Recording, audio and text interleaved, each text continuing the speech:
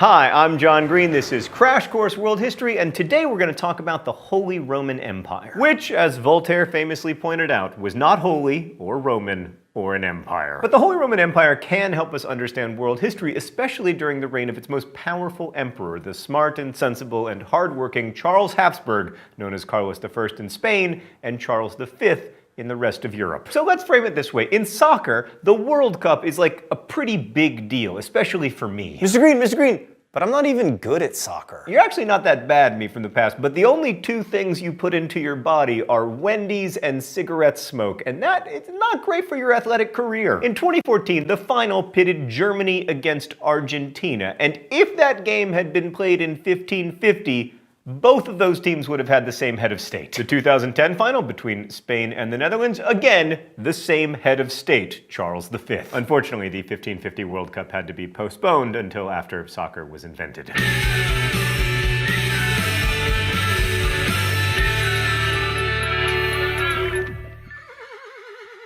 So Charles V ruled one of the biggest empires in history, behind only Genghis Khan, Joseph Stalin, and Stalin's successors in the Soviet Union. In addition to claiming to rule most of Europe during Charles's lifetime, one of his dominions, Spain, laid claim to nearly all of the New World outside of Brazil, and a few of his subjects, the miserable survivors of the fleet of Ferdinand Magellan, became the first known humans to circumnavigate the globe. Under Charles, the template for the colonization of the Americas and the Christianization and treatment of its indigenous people was laid down, and Charles gave his seal of approval to the Jesuit order to convert Asia. He underwrote the first mission settlements to California and began the process of turning the islands known as the Philippines into Asia's largest Spanish-speaking country. But he wasn't just a conqueror. Charles also hosted the Valladolid debates, the first known discussions of universal human rights, and he actively sought to end slavery for many, although not for all, and he didn't really succeed in ending it for anyone. Yet for all that, Charles V isn't known as a giant of world history. I mean, his realm, the Holy Roman Empire, was ultimately a failed state, and his reign a bitter disappointment, even to himself. Trying to rule an empire stocked with rebellious subjects, including Martin Luther, and with territory in two hemispheres, Charles V managed to totally bankrupt his realm, and that was kind of impressive, because he had access to the silver and gold of the New World, the Renaissance banking fortunes of Italy and the Netherlands, and the military power of Spain. In short, Charles V was to the Holy Roman Empire what Screech is to the Saved by the Bell alumni. By the time he died, crippled with gout and malaria at the age of 58. Wait, are we still talking about Screech? No, apparently we're talking about Charles V now. Anyway, the Holy Roman Empire was defaulting on massive debts to its creditors. So among historians, the debate over whether Charles could have been a successful emperor tends to break into two schools of thought. One argues that the Holy Roman Empire was doomed to fail, largely because it lacked the nationalism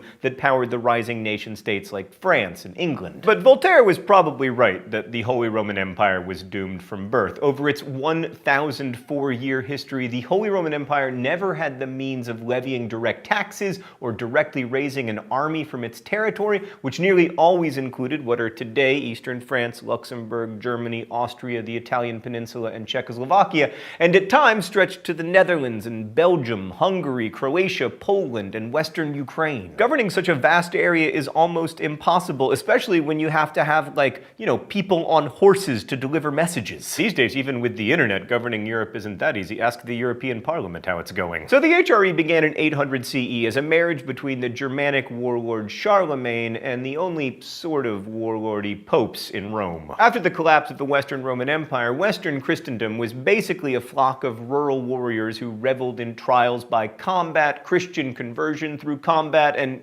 just generally combat. And Charlemagne shrewdly recognized that the church's mainly literate hierarchy and command of tradition were his best possible instruments for governing his battle-loving feudal lords. So Charlemagne and Pope Leo III struck a deal. Leo would bestow upon Charlemagne the authority and tradition of the Caesars, while Charlemagne acknowledged the church's spiritual superiority over his secular power. And the name for the agreement reflected the terms of the deal: holy, because the church wanted top billing; Roman, to give Charlemagne maximum prestige among his feudal subjects; and empire, because they wanted it to be an empire. Here's a lesson in romance from history: marriages of convenience, yeah. So the relationship between the popes and the emperors grew a bit rocky over time. In the centuries after Charlemagne, one European warrior clan, the House of Habsburg, fought to claim the emperor's throne and to establish dominance over the papacy. And one of the tactics used by the Habsburgs was to promote dynastic marriages between Habsburg cousins, thus keeping inheritances within the family and out of the hands of the church. This Habsburg inbreeding worked politically, but over the centuries it brought out recessive family genes for mental illness and, most famously, these oversized lower jaws that became Europe's most recognizable profile. In short, inbreeding, great way to keep money in the family, maybe not the best way to keep A++ kings in the family. The papacy fought back, and in 1356 the position of Holy Roman Emperor was turned into an elected position. Candidates for the crown henceforth needed to win support from at least 4 of 7 electors. Now, this didn't prevent the Habsburgs from reclaiming the throne, but it did force the family to pay fortunes in bribes and favors to win it, because, as always, money wins elections. Charles was no exception, and the bribes he paid to secure his position as emperor in 1521 meant that he started off his rule in debt, which is never a great idea. But wait, you say, now that he's emperor, he can just tap into a loyal group of subjects who will be more than happy to pay tax increases in order to pay off Charles's debt. But yeah, that's not how the Holy Roman Empire worked. All right, let's get to know this emperor in the thought bubble. Charles's parents came from 2 ambitious dynasties. His mother, Juana, was the daughter of Ferdinand and Isabella, whom you've probably heard of, and from Juana, Charles laid claim not only to Spain, but to parts of Italy, including Naples and Sicily, as well as what became known as the Americas. Charles's father was the Duke of Burgundy, Philip the Fair, and through Philip, Charles could claim the German lands of the Holy Roman Emperor Maximilian I, Philip's father. So Charles's existence was pretty much a genetic engineering job designed to produce a ruler of Spain and Germany. Only Charles was neither Spanish nor German himself. He grew up in Belgium in the Dukedom of Burgundy, which technically made him a French subject. And ruling over so many disparate people was a recipe for trouble. Like, German peasants in Frisia had revolted against the empire in 1515, but they weren't nearly as troublesome as the Germans living in towns. By the time Charles bought his throne in 1521, German merchants had come to think of themselves as being guaranteed the rights to speak in a parliament, to have a say in their taxes, and even to form their own militias. Protestantism was also a big headache for Charles, especially when Luther and his followers claimed that they followed their conscience in matters of religion rather than the emperor's will. Charles thought that he solved this problem when he faced Luther at the Diet of Worms in 1523, but that didn't work out quite as planned. Thanks, Thought Bubble. So at the Diet of Worms, Luther was so compelling when talking about his faith that he became more popular, not less. And shortly thereafter, he began his famous German translation of the Bible. So obviously, governing most of Europe was just a tremendous difficulty for Charles V, but he also had to be the ruler of all of the Americas except for Brazil. I can't help but notice, Stan, that Brazil is always the exception in the Americas.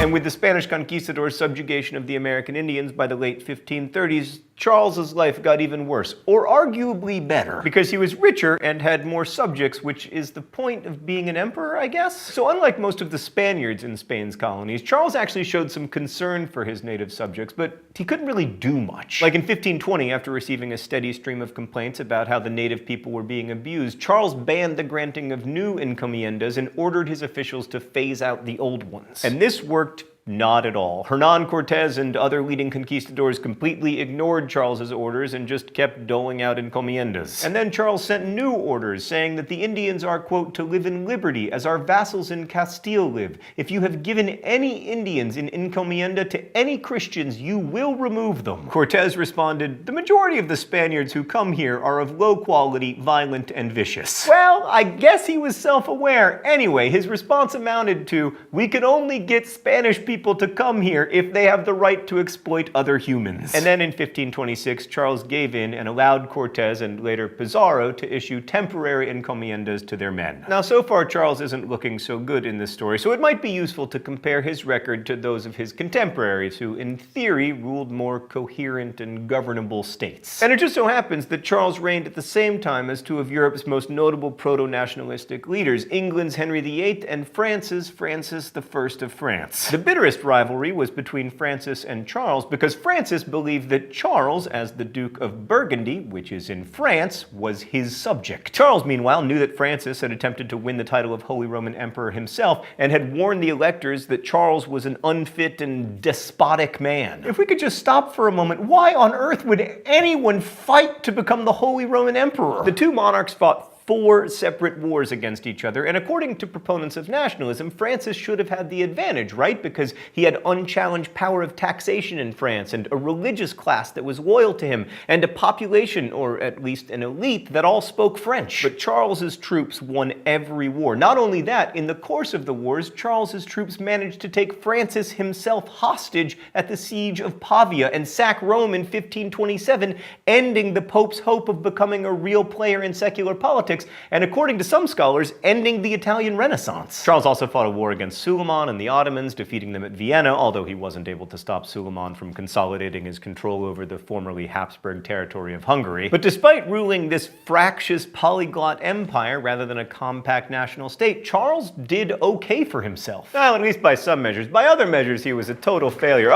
It's time for the open letter. But first, let's see what's in the Globe today. Oh, it's all of my past romantic relationships. An open letter to failure. Dear failure, you're so often in the eyes of the beholder, like what looks like failure at one point in your life can later look like a wonderful success. I mean, Charles V had a lot of successes, but ultimately, he viewed his reign as a terrible failure. That's why he eventually abdicated and retired to a life of full-time beer drinking. And then he split up his empire, with his brother getting the Holy Roman Empire and his son getting Spain. And that was probably, marginally at least, a good thing for both the Holy Roman Empire and Spain. In short, failure almost no person is merely a failure or even merely a success. So enough with all these falsely constructed dichotomies, failure. They are complete failures. Best wishes, John Green. So the story of Charles V reminds us of something we learn again and again when studying world history, that there are multiple sides to every piece of history. Yes, the Holy Roman Empire under Charles V ceased to be holy in the sense that it was no longer 100% Catholic.